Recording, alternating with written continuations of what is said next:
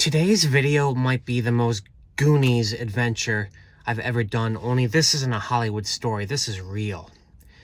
In the 1880s, there was a man named Oscar Beckwith, born and raised here in Berkshire County in a town called Egremont, south of here. Apparently kind of a weird, kooky, jarring guy. Think Buffalo Bill from Silence of the Lambs. When he was 40, he just up and left his wife in the middle of the night and his family, said, "I'm going west to look for gold," and didn't come back for 30 years. Well, he came back when he was in his 70s, just reappeared, built himself a cabin in the woods just over the New York State border in a town called Austerlitz at the foot of Harvey Mountain. Whenever locals tried to talk to him, all this guy would talk about is how Freemasons are pursuing him, trying to get his gold, and that he found a gold mine on Harvey Mountain. People thought he was nuts, but he provided samples to a local assessor, and in fact, it was real gold, rich gold. So a local in that town of Austerlitz went to Oscar Beckwith's cabin one night to discuss the potential gold mine, maybe do a business deal with him, and didn't come back. The next day, that guest's roommate came looking for him because he'd never returned, and he smelled this awful smell and saw this black smoke coming out of Oscar Beckwith's chimney. Well, that guy came back the next day after that with a posse looking for his friend. Beckwith had taken off, just disappeared, and they found in Oscar Beckwith's home human remains, a skull and bones in the furnace, and a barrel, pickled brine of human flesh, dinner plates, and evidence of cannibalism. They later dug around the property, found human remains. Apparently this guy had been capturing and killing and eating people for quite some time. Well, the local sheriff of Austerlitz wanted to pursue this guy, chased leads all over the country, actually found him in Ontario a couple of years later. The guy was tried, hung, but his gold mine that is on this Harvey Mountain in Austerlitz was never found. His cabin also apparently burned to the ground or just kind of was destroyed by nature. That hasn't been found either. Over the past 100 years, many people have returned to Harvey Mountain to find this buried treasure. I'm going to try to do that today.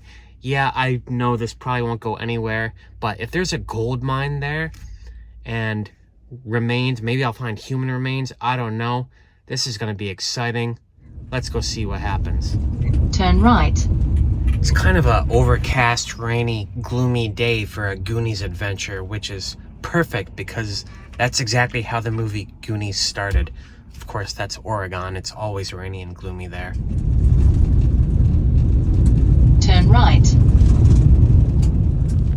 Oscar Beckwith, they called him the Mad Miner of Austerlitz. He lived on No Bottom Pond Road here in Austerlitz. Great name for a pond, not so much for a road. If you're coming here, you cannot park there. Calling it a road is generous. It hasn't seen traffic in probably 200 years.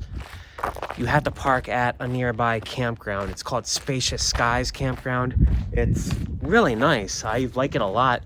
It's privately owned. Looks like it's actually still open. People are camped here. Anyway, so Oscar Beckwith's cabin straddled the border between New York State and Massachusetts.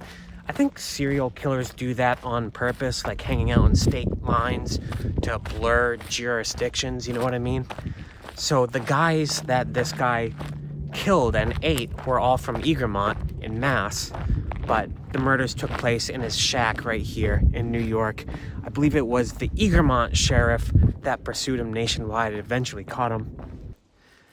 I thought I'd start with a hike to No Bottom Pond, which so far is not living up to its name. I encountered something here. It's just so far a dried up marsh. I learned about this place from a couple that I meet in a coffee shop where I do a lot of my video editing. They're named Terry and Morgan. They might be in tonight's video. I'm doing like a Milky Way shoot tonight. Might actually end the video there. Anyway, they've given me so many good tips, including this place. I think Harvey Mountain, where the alleged gold mine is this peak over here at the end of the pond. Oh yeah, this is a real pond. Oh, this is pretty. No Bottom Pond does, in fact, have a bottom. It's about 3 feet below the water line.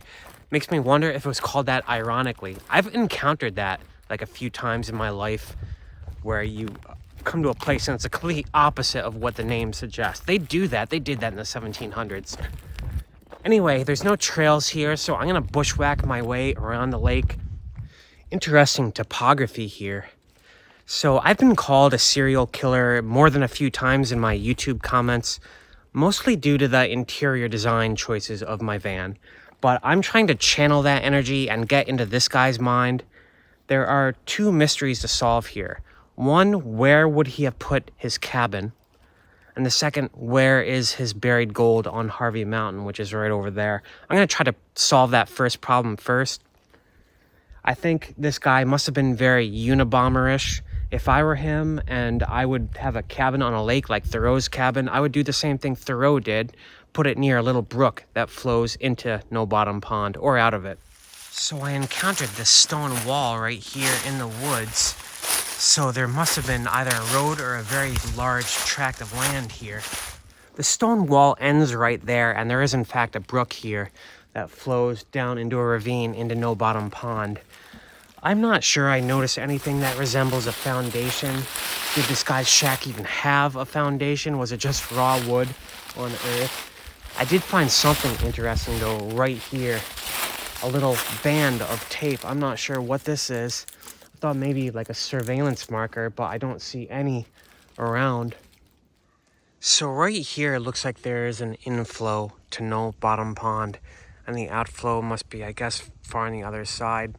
But right there, I noticed something. I'm mostly bushwhacking here. There are no trails, so if that scares you, don't try something like this. But I think I've made it towards that little shack. This was not too hard to find at all, if this is in fact what's left of his cabin. This is the only remains of any building I can find all around No Bottom Pond. This has to be it. This wasn't too hard to find at all, if in fact this is the remains of his cabin. It does definitely look like something from the mid to late 1800s, the cast iron shell inside the furnace. Supposedly this guy, Oscar Beckwith, would pickle the human flesh in a big barrel of brine, just like Jeffrey Dahmer, and he would put all the bones in this furnace right here, cook them, grind them into powder, try to get it out through soot. This guy reminded me of a cross between Jeffrey Dahmer and the Unabomber and Henry David Thoreau, honestly, from what I've read. The murder that prompted it all, the guy's name was Simon. He lived in neighboring Egremont with his boyfriend. I think he was in his 50s at the time. And he came over here one night, supposedly to talk about the mining business, never came home. And Simon's boyfriend or roommate or whatever it was, guy that he lived with, came here later, and that's what started the investigation. Anyway, yeah, I've always wondered what human flesh tastes like. Actually, no, I'm gonna edit that out or not, I don't know. For now though, I wanna try to get to the top of Harvey Mountain, find anything resembling a gold mine or a crack in the earth. Yeah, I think I'm gonna bushwhack to it. I could drive down the road a little bit, but that's too much work. It's less than a mile just over this ridge. Oh, what the heck is this? I thought maybe that was an appliance in that shack from a distance, but it's a stove. That might also be from the 1800s. Yeah, I encounter a lot of stuff like this, just ruins of villages, even cemeteries sometimes deep in the woods. There's so much history in New England. It's not really clear where this mad miner would have had his supposed gold mine. I've explored a couple of cracks, nothing promising so far. But fortunately, Harvey Mountain State Forest in New York is rather big. There's a lot of trails. I just made it to a junction with the other series of trailheads. I'm gonna try to go up to the highest point in the park. It's called Pinnacle Point at the top of Harvey Mountain. Just for the heck of it. It's such a beautiful day. Look here, I don't know if you can see, but there's another stone wall right here, which tells me that this was all clear cut, this entire mountaintop, at some point. There's no sign or marker or anything to mark the summit of Harvey Mountain, but this is even better. During the month of November and the winter months, I guess, you get the wide 360-degree view of the beautiful, enchanting Hudson Valley of New York. I absolutely love it here. It's crazy how the light is so low in the sky, though. We are just about over a month from the darkest day of the year. Would have been nice if I found a Cannibal's gold mine today, but I think I'm going to start heading back towards the van. I've got some bushwhacking to do. I don't like doing that in the dark. I got some great views coming off Harvey Mountain. I could actually see Mount Greylock straight up ahead. I could see that all year round, but just having no leaves makes everything better. I passed through this one stretch where it was all birch trees. Birch takes root like that when there's no other trees around. So that tells me that this area was definitely all clear cut at one point. I'm heading back to my van by passing by No Bottom Pond one more time. And I just encountered something that I missed the first time. Check this out. So here's a rock pile, but if you look down, this goes into the earth quite a bit. I'm gonna attempt to descend into this hole. I just hope I can actually get out, because this is kind of a steep and narrow entrance right here. I don't know if you guys can see. I'll try to point this behind me. This keeps going down and down. Yikes. I am maybe 10, 15 feet below the surface right now, and I noticed that it gets narrow right there. There is a very tight squeeze. I could probably fit my body through, but it's very likely I'll get stuck on the way back because I can't turn around. I am not seeing anything that resembles gold in these rocks. I don't really know what to look for though. So if he actually hid gold in here, it would have been scoured years ago. I'm sure people have discovered this cave many times over. I'm glad I found it on the way back though. Right now, I'm going to get back to my van. It's starting to get late, and I don't want to die in a pit in the earth. I didn't even notice the massive fire pit at this campground when I parked here the first time. This place is pretty cool. I want to try to camp here. Maybe it's still open for the season. But right now, I want to get to Notch View, where I just was a few videos ago.